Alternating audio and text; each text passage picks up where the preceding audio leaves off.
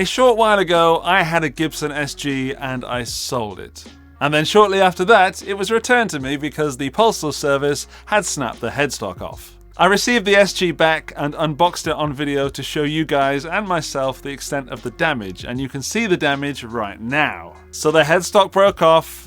Let's not worry about who did it or how it happened and who's to blame, but I refunded the original buyer and the buyer sent the guitar back to me and I decided to repair it myself. So yes, you've probably guessed by the thumbnail, the title and the sentence I just said, this video is about repairing that Gibson SG.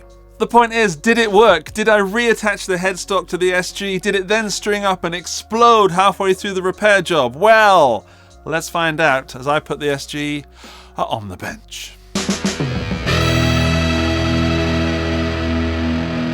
Just to feel that I'd achieved something, I thought I would remove the scratch plate and put the original black scratch plate in. The new buyer wants the black one in to have a more classic look, so it goes in, and I'll admit that I think it actually looks better and I made a mistake putting the white one in there. And once that's in, we can address the broken headstock. Quite a nasty break in there. It's a very clean break. What I'm going to do is heat that glue up with a hairdryer and then take it out with a piece of kitchen roll, I hope.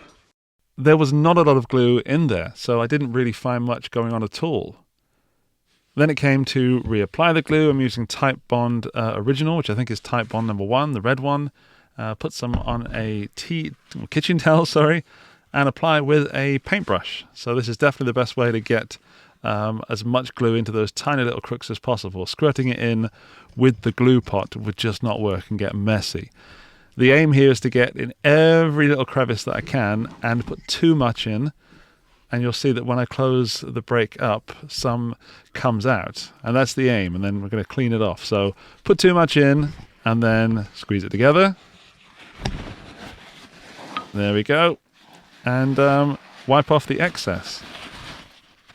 So squeezing, getting all the extra glue out until it's time to clamp that baby. And that seems to be most of it. Now what I'm going to do is put some wood in between the clamps. You can't clamp directly to the guitar because you damage it.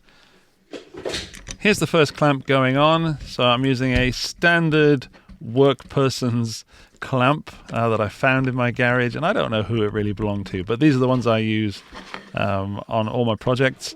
And as you'll see, there's some more glue coming out as I clamp them. It is super important to not over tighten this. If you over tighten this, you're going to squeeze all the glue out and then you got no glue. So here they go in, second clamp going on to evenly, or hopefully evenly, distribute the pressure across the headstock and moving it down a little bit so there's a bit going on the join. I felt this was the best way to do it. I've done this before, and if you really want to comment down below that I should have shaped the little supports, then you could also do that, but I felt this was enough. All that's left to do now is to leave that for about a day and let the glue dry. It has been about 26 hours and that clamp has been on there. The joint looks nice and clean, which is really, really good. And that's my doorbell. Okay, let's try that again. The moment of truth is to take these clamps off and see what's going on underneath. So, clamp coming off number 1.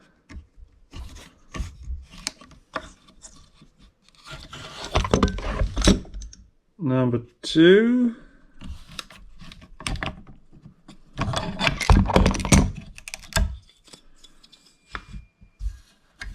Bit of excess glue on there, let's have a look.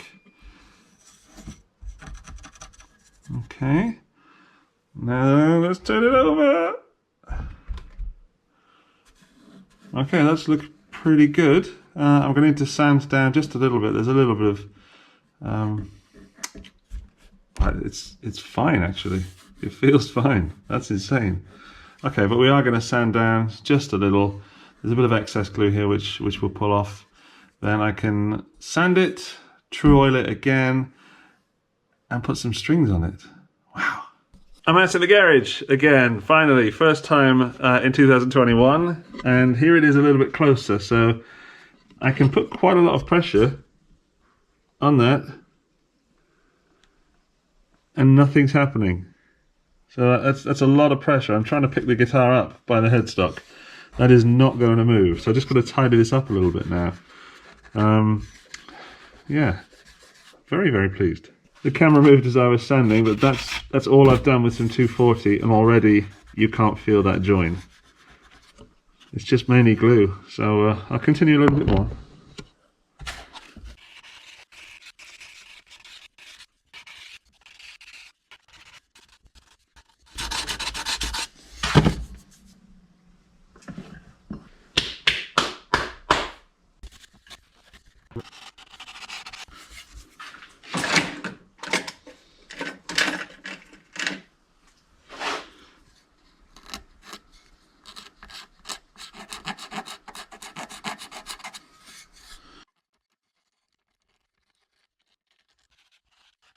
Still some excess glue over here. Time to get rid of that. Okay, now it's time to just go up through the. Oh, sorry. Now it's time to just go up through the grades of sandpaper and get that back to about. I think I went to about 400, and then to true oil it.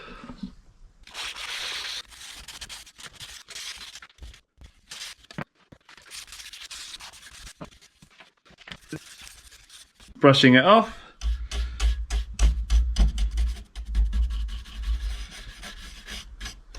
Final feel. If you were to close your eyes, you would not know that that was a neck repair. And now, true oil. I'm moving that back there so we can see.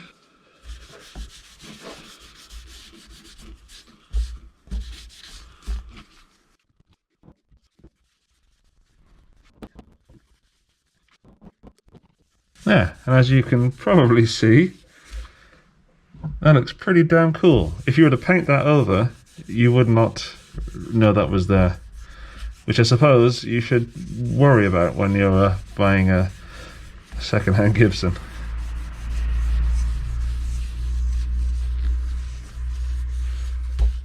There we are.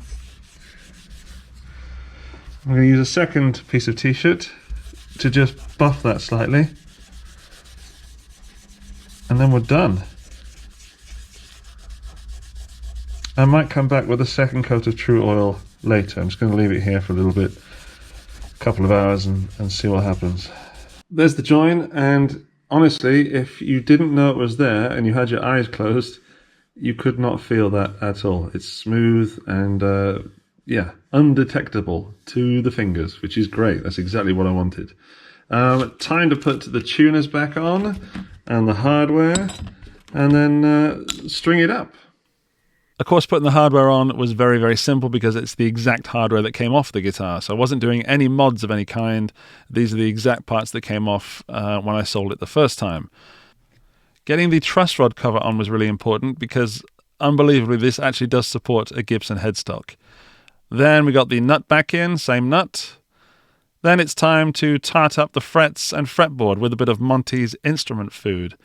And an Instagram photo as well. So this stuff is brilliant. Then I'm getting a little multi-tool battery powered to polish up those frets and get them nice and shiny for the new buyer. Popping the strings back on, or I should say new strings on. These are 10 to 46. I did have 1152 on there at some point, but the new buyer wanted 10s, and I'm more comfortable putting 10s on here because of the new neck break. It is strong. I am very confident with that repair, but you never know. So I would recommend to the new buyer that 10 to 46 is more than plenty.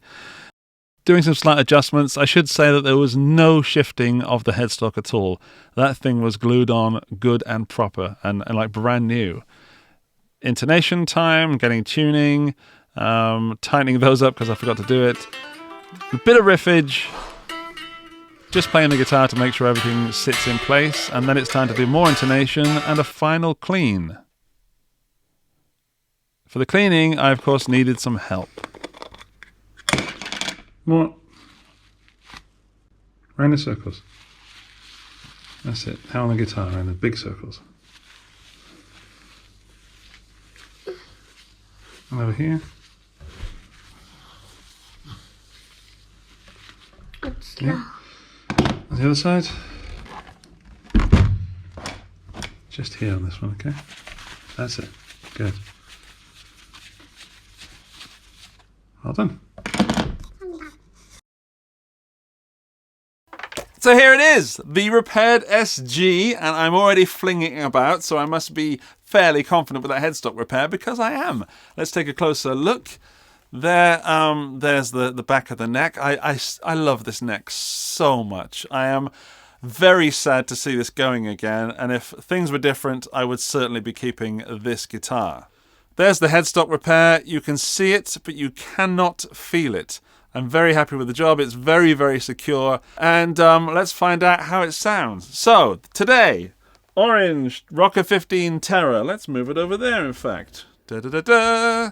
You can see it now. It's going through the Harley Benton 212 Vintage with the Celestion Vintage 30s. And my pedal du jour is the Legacy Fuzz from Cornell Amplification. So, directly through the amp, does it rock and roll still? Let's find out!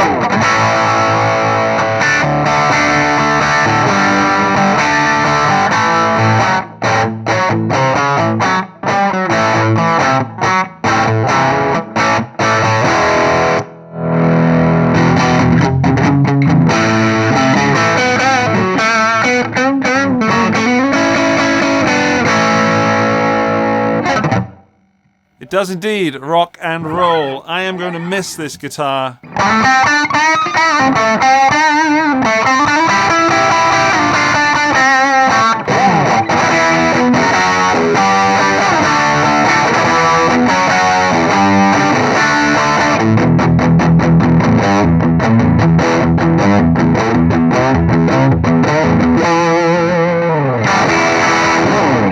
Goodbye, Old Faithful. Yeah, I hope the new owner has a lot of fun with it, and I hope you've had fun watching me repair this. And if you haven't seen the original video of me unboxing it, you might want to go and watch that. But all that happens really is that I unbox it and the neck's broken. So, or the headstock's broken, I should say.